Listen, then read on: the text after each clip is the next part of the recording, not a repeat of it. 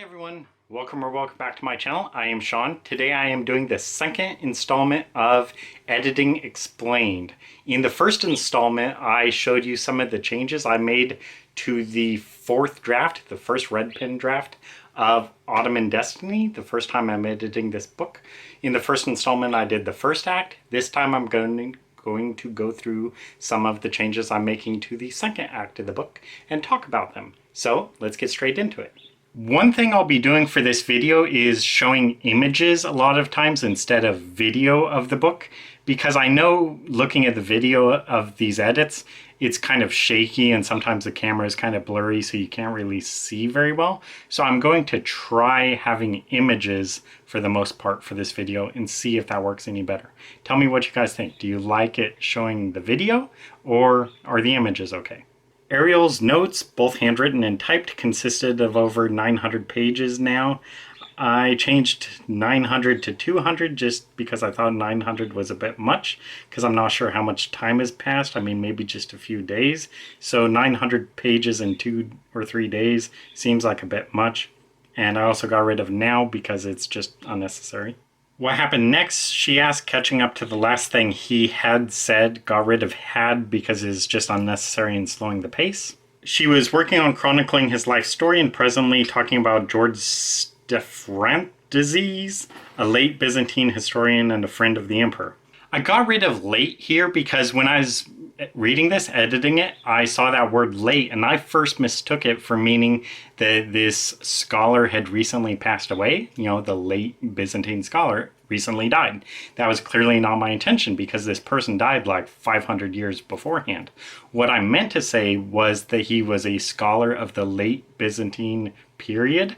But this is pretty much implied because it's known that this guy is a colleague or acquaintance of Constantine XI, who the reader will well know was the final Byzantine emperor. So, birds. If he was a friend of the emperor, then obviously he was a scholar of the late Byzantine period, like when the empire fell. So this word, the late Byzantine scholar, it just wasn't necessary, so I just changed it to like the Byzantine scholar. Stephanidis was held as a slave until his ransom was paid. I changed that to Stephanidis was held as a slave until payment of his ransom and subsequently retired to a monastery. This down here is just cleaning up some unnecessary words, but none seemed to hear or mind what he had said. Got rid of had because it's unnecessary. It helped perhaps that they spoke Greek. You don't need perhaps. It reads the exact same without it. It helped that they spoke Greek. So the Turks kept slightly away. I don't need to say slightly. Up here in the red, I got rid of that truly up there because I have a truly right down here, so it'd be repetition of truly. So I just thought about which one I'd rather have, and so I got rid of the first one. And then also you can see up there I got rid of a still because it's unnecessary. I am still baffled. I am baffled. Exact same thing. I use the word still probably more than I need to in this book. Still is a pretty unnecessary word, so I just get rid of it when I can. I added this line here just to kind of add to the characterization. So it says, leery about Constantine trying to include her childhood friend in her plans. In the previous Ariel chapter, you see that she has this friend, William Barrett, and what this is doing is this is setting up something that's going to happen later in the book. But I wanted to remind the readers while I could that William Barrett is a character because he doesn't really appear for like, you know, almost 200 pages. So I wanted to get some kind of mention in him here, just so that readers keep in mind that there is this character, William Barrett, around, that he will probably come into importance sometime in the book, and also just adding to the character. In this case, Ariel is kind of thinking she's stretching things enough, helping Constantine, but now he is like trying to drag her friends into it, and that makes her nervous. Because the time is not right yet, I switched around the words there just because I think ending a sentence with yet is kind of poor generally, so I just wanted to avoid that. He released a large breath which seemed even larger given his large breadth. Kind of a funny line. I don't know. I got rid of that just because it felt pretty corny, and I'm not really sure about this character's actual size because originally I described him as like a real kind of large old man, but I changed it to where Constantine is more like a physically fit 45 or 50-year-old because I think that's how old the real Constantine the 11th was when he died. He was like 45, 50. And in his past, in his early life, he was known as a good military leader. So I kind of figured this guy would probably be physically fit. Also, I don't really like lines where it's just saying like a character took a breath or a character sighed or whatever, because really it's not necessary. It doesn't add anything to the book. For instance, if I just say he sighed, what does that tell you about the character? It tells you nothing at all. It'd be something else entirely if you could actually work characterization into it. For instance, he sighed, which he only seemed to do around mom. That would tell you a lot more about the character than it would just saying he sighed, he laughed, he giggled, he muttered, he groaned, whatever. Those don't further the characterization at all, so they're just kind of unnecessary words. Squinting slightly, I repeated slightly earlier in the chapter and also got rid of the other one, but I wanted to get rid of this one as well, just because it doesn't do anything. Squinting slightly, squinting. It's the exact same thing. And just below that, no said Ariel. I changed that to Ariel interjected because she is not the one who the previous line was directed to. Have we met? So obviously Ariel and Tugchi have met. So it wouldn't really make sense having have we met? No, Ariel said. So I have it, have we met? No, Ariel interjected. So this is her speaking on Constantine's behalf. Just a little line I wanted to clear up there. Topuz Bayati family. Here I have a note, change font to be more distinct. At this part of the book, Constantine is doing, I think, a Google search of Topuz Bayati, who is the prime minister at this point, I think. And so what I did is I looked up like Google's font, and I think I changed it to that. I want to say it's Arial, but looking at this book, I realized that the font doesn't really look very distinct. So even though I think it's accurate, like this is the actual Google search results font, I want to change it just because it looks too similar to the regular font. Because otherwise, if I just have this line, Topuz Bayati family, just hanging out in the middle of the page, readers may not really get that that's supposed to be like showing you what's on the screen. So I'll just change it to another font. Over at the man beside her who gave him a brief cautious look. Same thing, just a completely unnecessary word. Who gave him a brief cautious look. Who gave him a cautious look. If you can cut a word and the sentence works the exact same, it should be cut. Whatever happened to that statue beneath the mosque? When they let us back in there, it was gone, said Russell. I changed this to moving he replied at the start, just because I think I have a lot of sentences end with, said Russell, he said, whatever. I have the dialogue tag at the end of the line. So I wanted to have the dialogue tag at the front of the line, just to have a mix of things. And saying he replied, usually I'd say he said, but this is in response to a question, so he replied, and then it goes on with his answer. Down here I actually added some bit. So originally it said Tugchi didn't seem bothered by the fact. This point of view chapter is actually from Ariel's point of view, so I wanted to make sure that the line like matched Ariel's point of view. So I changed it to Ariel thought Tugchi would be angry at the statue's disappearance and immediately suspect her, but she didn't seem bothered by it. She casually said, and then it goes on with Tugchi's line. Part of this change I made because of point of view, wanting to be sure that this is from Ariel's point of view, but also just to add a little bit of, I guess, tension in a way, because this is something Ariel is really concerned about. So just having the line, Tugchi didn't seem bothered by the fact, it was really skimming over what should be an important little moment. Ariel is really concerned Tugchi is going to be mad about this. So instead of just saying, Tugchi didn't seem to mind. So I tried to change it a little bit to try to make sure that some of the tension was still there. that this moment didn't pass too quickly. Reaching the end of the street, he just saw them disappearing down another side street. Just was unnecessary there, so I cut it. She turned, looking at him in surprise. Russell tried to wrench his hand free. Just trying to clean up the pacing a little bit. If I could cut a sentence into 2 sentences, just have them be a little bit shorter, then I think readers may be able to read it easier. They can catch their breath.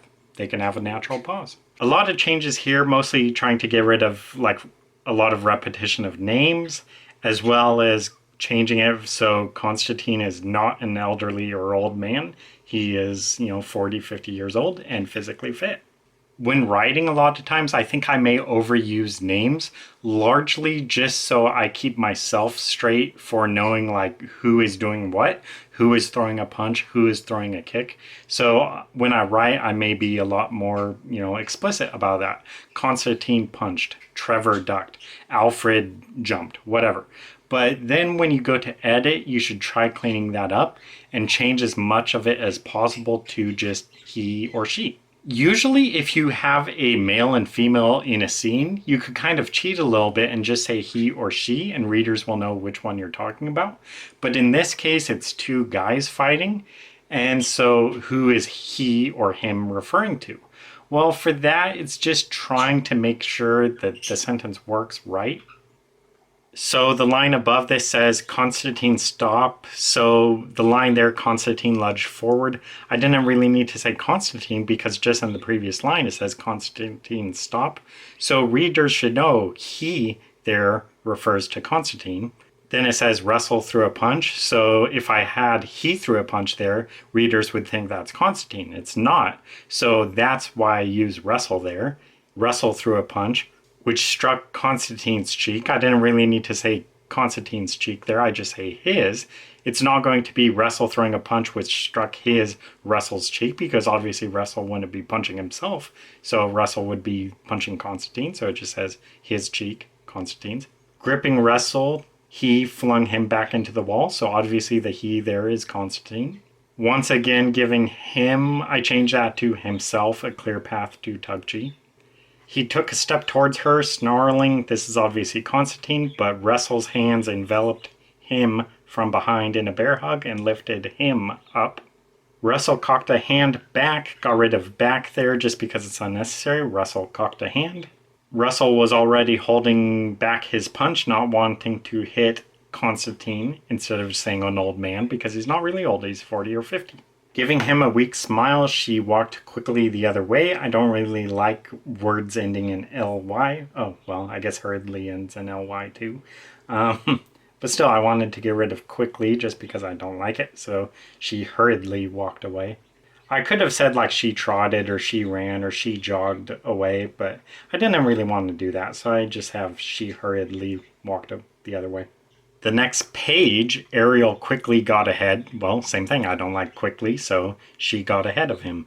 I got rid of Ariel said here because it's just not really doing anything. So this is only Ariel and Constantine in the scene, so you should obviously know from context who is speaking each line. So I just got rid of it. It'd be something else if I had some kind of actual action there. Ariel said, her heart hammering or whatever. Some kind of action, just other than saying Ariel said. The only thing having Ariel said there does is remind readers who's speaking, and they should know who's speaking. I thought about trying to add something there, Ariel said, whatever, heart hammering, whatever. Not that specifically, but just something along those lines. But I didn't really know what to add, and I didn't think it's really necessary at this point. So, I don't know, I just got rid of it for now. I got rid of this line for a few reasons. So being invited to dinner by her mother of all people, well, I didn't really need that because later in this chapter, Alfred says something about thanking the mother for inviting him to this dinner. So the readers will learn that this is not actually Tugchi who invited him, it was the mother in this case. And then it goes on with this line saying he expected her to dress differently. And I thought that was just kind of being wordy, so I just cut it. And then it goes straight into describing her dress. Her evening dress, dark blue, and yada, yada, yada. It goes on with the description. So I didn't need to have a line saying he expected her to dress different.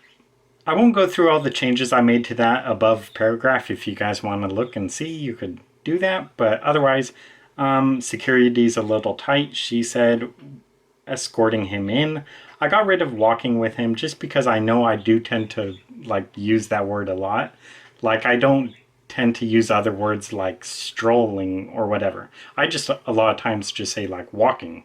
But in this case, I realized it'd be perfectly well to say that she is escorting him in because they are going into the palace. So it makes sense that right there I would have the line be escorting him in.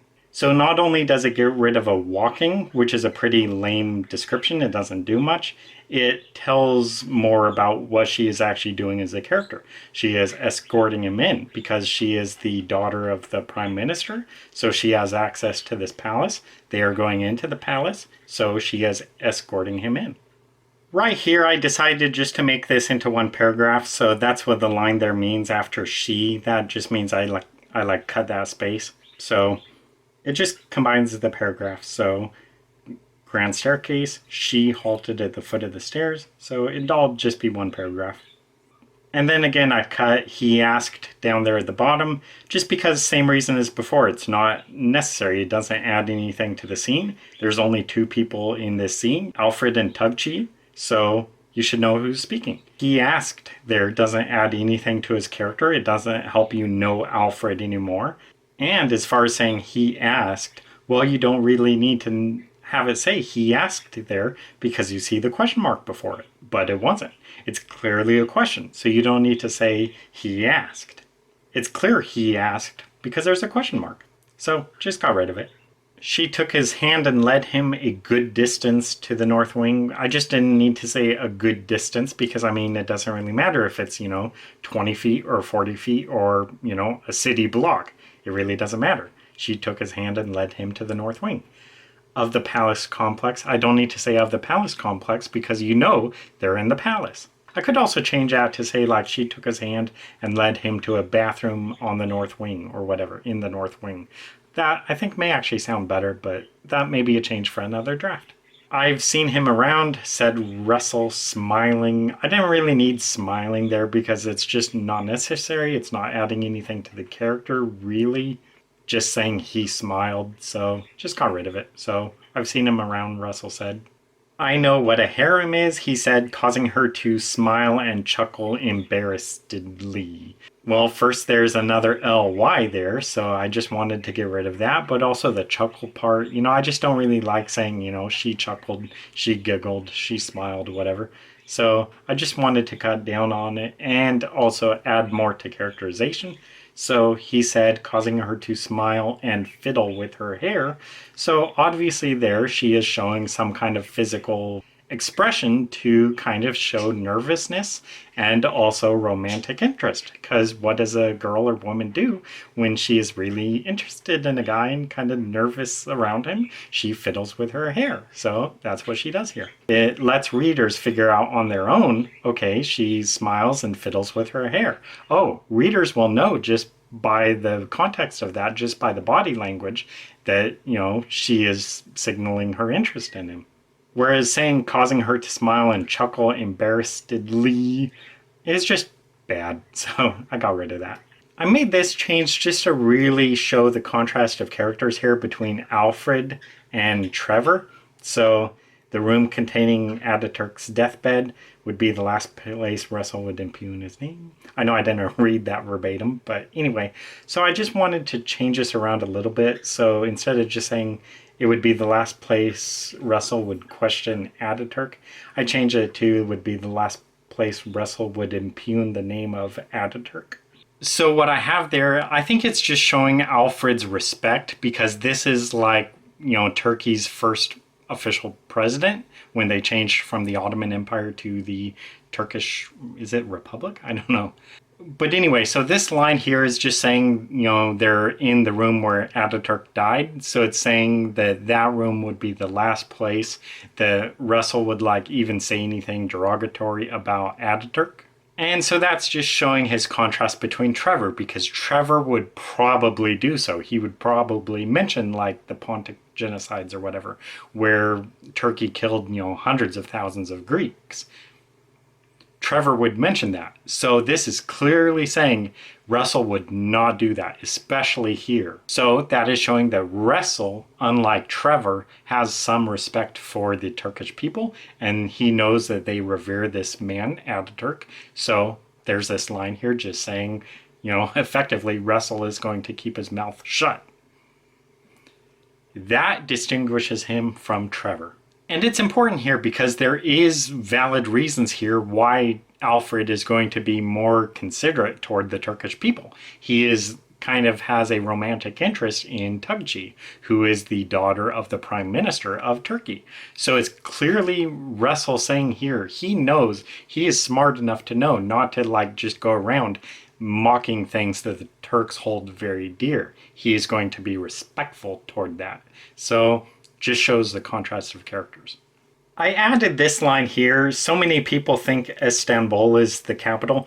Elsewhere in the book, I mentioned that Ankara is the capital, but I just kind of wanted to reiterate here because I think a lot of people do make that mistake. They think Istanbul is the capital of Turkey. It is not. So I just kind of wanted to add that line just to make that point real clear.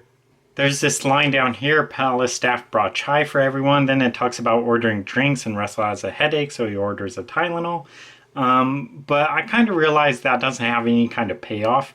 So if I say something like a character has a headache, readers may think, oh, is he having some kind of a medical condition or something? And when nothing happens, that's kind of like a false promise in a way. So if the headache doesn't have any real bearing on the story, it's never mentioned again. There's no other reason for it. There's no medical situation going on here.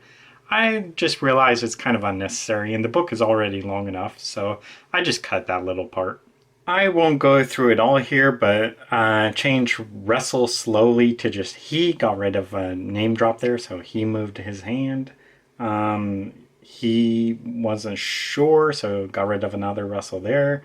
But he ate all he could, just got rid of the he there because it's not necessary. Got rid of this line here, his stomach did settle, blah, blah, blah. Just because I realized it's kind of unnecessary. Same thing with the headache thing from before. So I don't really know why it's having all that. And it wasn't important at all to the scene or to the character or whatever. It's just unnecessary. So I got rid of that whole little plot there. That Russell's kind of feeling unwell. There's no reason for him to feel unwell. And then the final line there, Russell began to think that maybe blah, blah, blah. I decided to move that up into the middle of the paragraph just because it'd go better there, I felt. And then at the very bottom there, midway to dinner, a staff member whispered some things. You didn't really need some things there, so just a staff member whispered.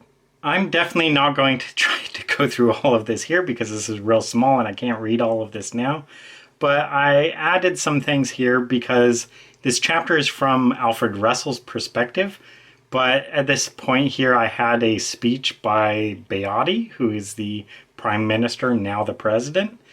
But I wanted to add some things showing more what Russell is thinking while all of this is going on.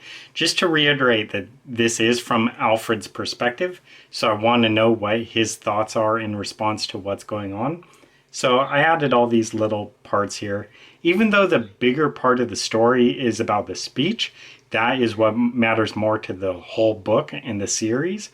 But since this is important, since Alfred is the point of view character here, I wanted to make sure I fully followed his character and what he thought while this is all going on. Also, Alfred is not often a point of view character, so I wanted to be sure to give him as much screen time basically as I could. Get in his head as much as I could, because usually we don't get in his head, we get in Trevor's head. Won't go through it all, but just trying to clear up unnecessary words. So Constantine's spear was still hidden away. You don't need still, it's just generally an unnecessary word.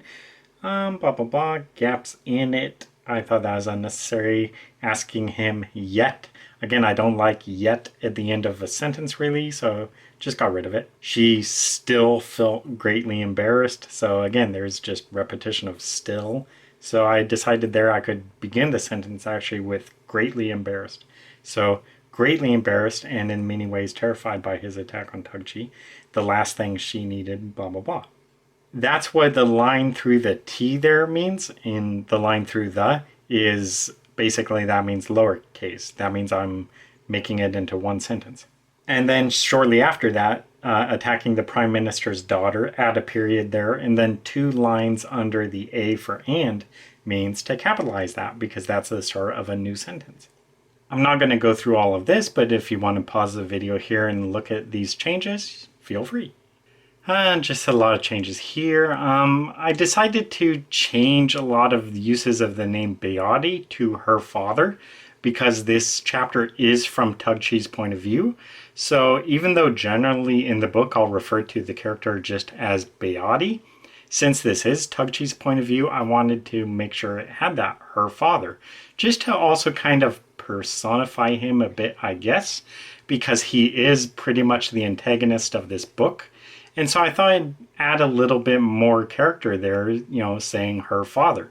So this is important because the readers should definitely like Tugchi, and Tugchi is very dear of her father, Beati, but he is kind of the antagonist of this book. So that'll add conflict later on. But anyway, I wanted to change a lot of those from Beati, which is just like unemotional, to her father. So it's a personal connection she has. And again, it reiterates that this chapter is from Tugchi's point of view, so her father. Over here, same thing with earlier about the Google search font thing. Right here, this is supposed to be on Osman's computer, this text here. So I want to change that font just to make it look more distinct, because just like flipping through the book and looking at the page here, you couldn't really tell that it's a different font. It's a little bit different, but not different enough where I think many readers will even like really notice the change. So again, I want to change it to be some kind of more distinct font.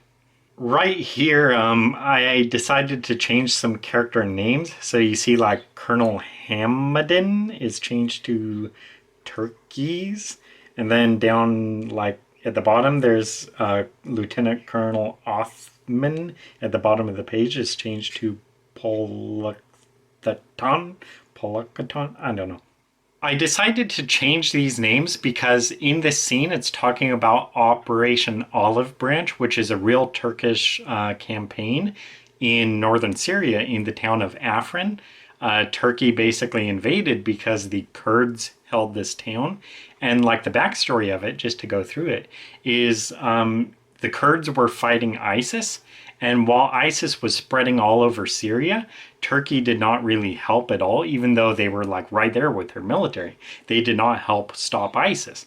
So the Kurds were left largely alone. The US started intervening to help them, but the Kurds were pretty much alone in Syria fighting against the spread of ISIS. So with the American assistance, the Kurds actually began to push ISIS back. But then what happened in real life is Turkey bombed the Kurds and they invaded this town of Afrin. So that's just a pretty BS thing to do, I think, that, you know, while ISIS is spreading, Turkey doesn't do anything. They don't intervene. They just leave it alone. But as soon as ISIS begins getting beat back and the Kurds take over the space in northern Syria, then Turkey, you know, invades and starts bombing and actually invades Russian or Syrian territory, this town of Afrin, which was then held by the Kurds. But anyway, the point of all this, so this is the real operation in real life, Operation Olive Branch. And again, that just shows you what these Turks are thinking, naming this operation, bombing this Kurdish or Syrian town, Operation Olive Branch, you know, name like representing peace, calling it this peaceful operation, Operation Olive Branch. So there's just that. But anyway, so there are some real military commanders in Operation Olive Branch who I actually name here. And what I did is I like changed up the names. So I would use like one character's or one real life figure's first name and another real life figure's last name. But there was really no subtlety about it because it was actually, I was using the real Operation Olive Branch page on Wikipedia. So I was using like these real commander names. So in real life, you could see, I think there's a Free Syrian Army, maybe, Officer Ahmed Othman. Well, I used that first name, Ahmed Hamadin. And Othman I used down there, Lieutenant Colonel Othman. So I don't know. I mean, I could probably use the actual real life character names or the real life person names because I mean, they're historical people. I don't know. I don't know what the laws about that really are. But I decided just to switch it around just because I kind of want this book to be satire, and it's really not very satirical, just like changing around the names, but still have it be real life people who were involved in Operation Olive Branch. So what I did is I actually took like one of like Turkey's like 1960 coup attempts and just used those names instead for these characters.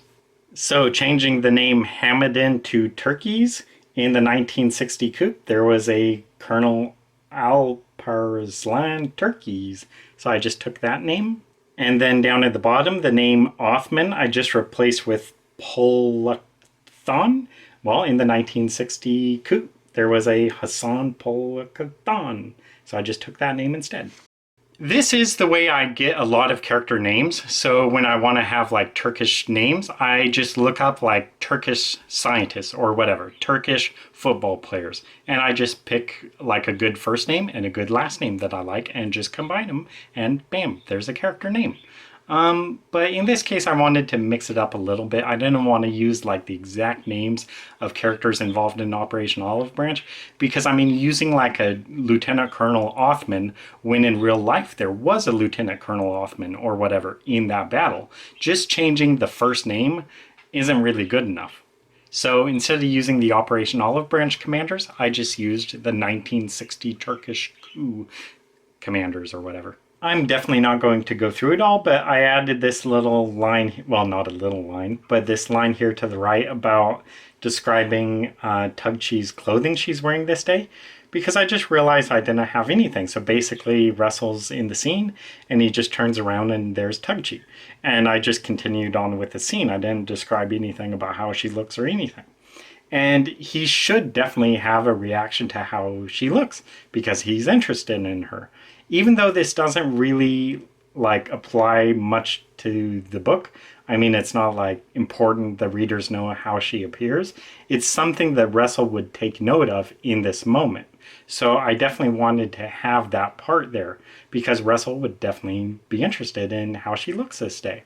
I am something of a minimalist, or at least I think I am, where a lot of times I won't describe like hair color, eye color, what characters are wearing, so on, because I think it largely doesn't matter. I mean, what does it matter if a character has on like a red shirt or a blue shirt, or if they're wearing a hat or not? So a lot of times I just don't have those descriptions. But I realized here that I should have that description because, again, this is something that Alfred would definitely want to take note of.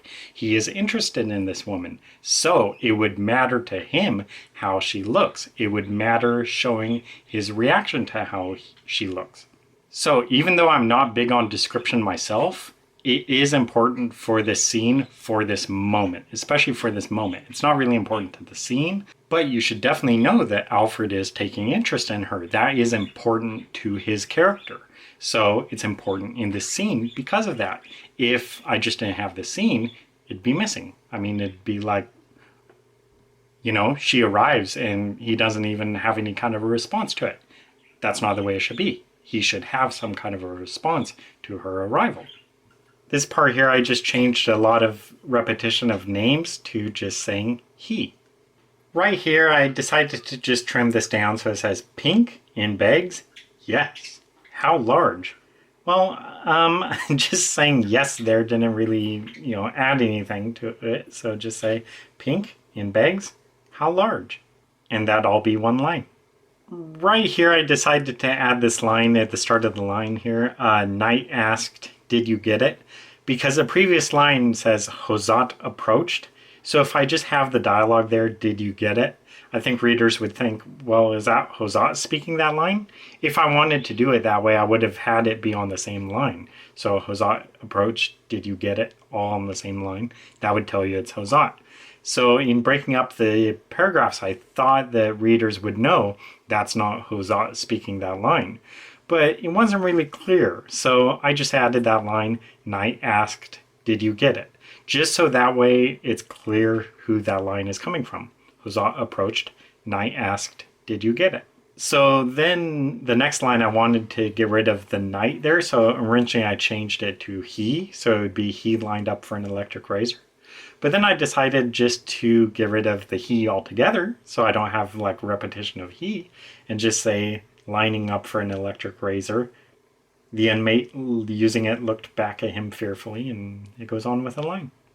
This is kind of an aside, but in this scene here, I originally have this prison camp guard named Tio, and that's like Trevor's nickname for this character. And that's all I had for it, was just, for whatever reason, he calls him Tio. Like, you don't know his real name, but that's just the name Trevor calls him. But later on in the book, or the scene, or the act, or whatever, I decided to actually figure out this guy's name, to actually give him a full name. And so I browsed Wikipedia like I usually do, looking for Turkish names, like, you know, Turkish footballers, Turkish scientists, whatever, trying to find a name that could, like, be a match for Tio. But I couldn't find anything. But I did find a Turkish name that was similar-ish to Tio. I realized I could have just like completely changed the name altogether, like just based on whatever Turkish names I was finding. But me being stubborn, I just wanted to keep the name similar to Tio, but then I found a name very similar to it. And so I found a combination of names that I liked, and so I named this guy Nekmetin Terzioglu. So his name, Terzioglu or whatever, so Trevor just calls him Zio instead of Tio, birds. It'd be Zio. So that way it's an actual, like, based on a Turkish name, but Trevor can't pronounce that name, neither can I, so he just calls the guard Zio. Why did I make this change? Well, actually, because there is a guard that Trevor basically gives a reward to later in this scene, in this act or whatever.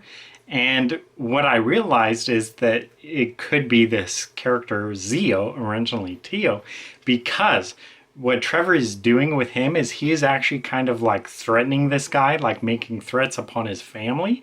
Trevor is actually not going to like follow through on those threats at all, but he's just making those threats because it's like intimidation that will work. And so what I kind of realized is that Trevor could give this reward, which originally went to like just some nameless guard, birds. He would give it to this guard Zio instead, just to kind of like make up for the fact that Trevor was threatening this guy's family.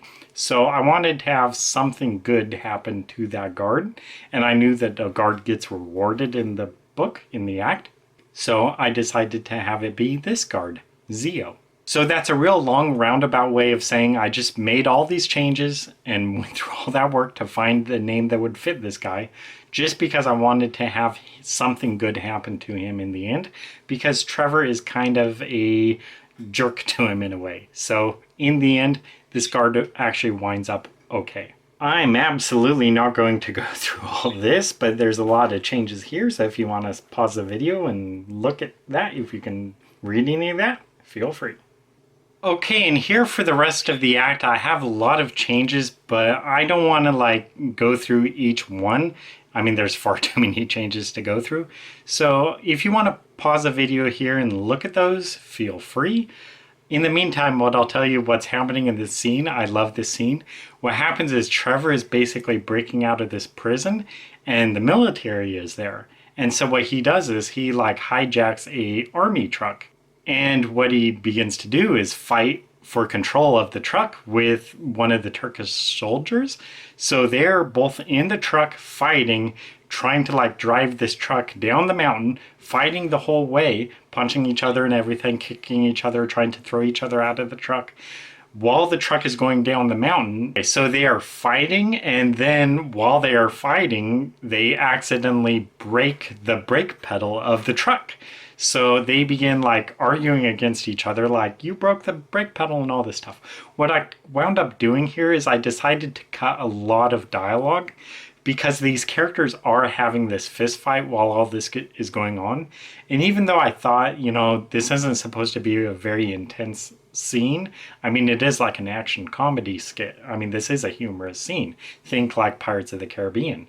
So initially, I didn't think there'd be a problem having dialogue here. I mean, it fits the action comedy tone of the scene. But in the end, I kind of felt like the scene works perfectly well with just the action leading everything. You don't really need the characters saying anything like sarcastic.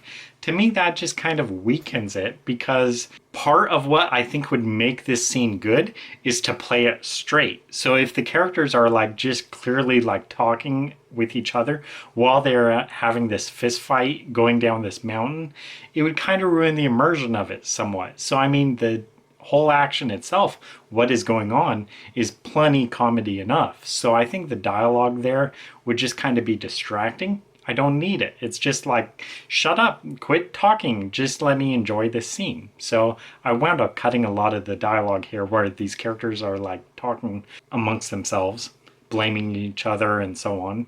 But anyway, so the brake pedal breaks off, so now they are going down the mountain in this truck while fighting without brakes, blaming each other for it, still fighting, still trying to control this vehicle, going downhill.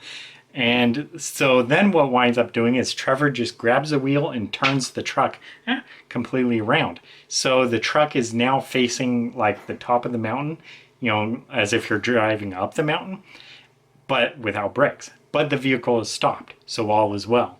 Then they're kind of like catching their breaths, like, woo, that was crazy, you know, going downhill without brakes.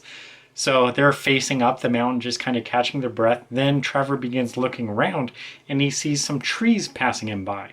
And then he realizes, uh-oh, we are going down the mountain backwards without brakes. So what he does is he grabs a wheel and tries turning it again. But then the wheel breaks off. So they are in this truck going backwards down the mountain without brakes and without a wheel. So then they just start screaming, and it goes on from there. So yes, there is actually more that goes on from that point. So it's a real Pirates of the Caribbean moment where these characters are fighting for control of this truck, going down the mountain backwards without brakes and without a steering wheel. So it's just a real absurd scene, real Pirates of the Caribbean-y, I think. But also kind of what I think is, since this comes in the middle of the book, readers will know if there is an action sequence in the middle of the book, they really don't need to be nervous because the main character is obviously not going to die. So in that case, I think, you know, writers, or in the case of movies, if there's an action sequence in the middle of a movie, readers or viewers will know it's okay, the character is going to survive, they're not going to die here. So I think in that case you can kind of have more fun with it. So that's what I do. Readers are going to know Trevor's going to survive this scene, they're not going to die, clearly. So I just have fun with it. So yeah, so that's kind of why I am okay with having a more action comedy sequence in the middle of the book. Towards the later part of the book, like if this is the climax of the book, then it should definitely be a more nervous scene, you know, not as funny, no wisecracks really. This is dangerous. This is life or death. But coming in the middle of the book, the characters can kind of know it's okay, we're going to survive this. So we can kind of wisecrack a little bit. But I definitely did cut down on that, just because I think the action of the book, just that whole thing going down the mountain without brakes and without a steering wheel, that is plenty enough craziness. You don't need characters being sarcastic to each other while all that is going on. Basically, shut them up and just let the action take over. So anyway, I really like that scene, and that's like the climax of Act 2 of the book. But anyway, that is it for Act 2 of Ottoman Destiny. So I don't know if I'm going to do a part 3 with Act 3 or not. I think what I may do is just wait till I do the next draft. So that would be the 5th draft, and then continue on with the next editing explained video. Because at this point, all the changes I'm making from this point on for this draft are pretty much the same thing I've been showing you. So I think I may just wait till the next draft and then do another editing explained video. Unless by popular demand, which would be like 1 or maybe 2 people, if you guys want to see more of these videos for editing explained, if you just can't get enough of it, if you want to see changes I'm making to Act 3, let me know. Otherwise, I probably won't do another video of this series until the next draft, the 5th draft of Ottoman Destiny. But anyway, that will be it. So that is the changes I'm making to the 4th draft of Ottoman Destiny. So thank you guys for watching. Let me know, do you like this format more with showing images of the edits instead of video? Just because it's, you know, steady. It's not a camera shaking all around. So do you like that more, or do you like more the video? Which do you prefer? Let me know. Thank you guys for watching. Hope to see you in another video. Bye.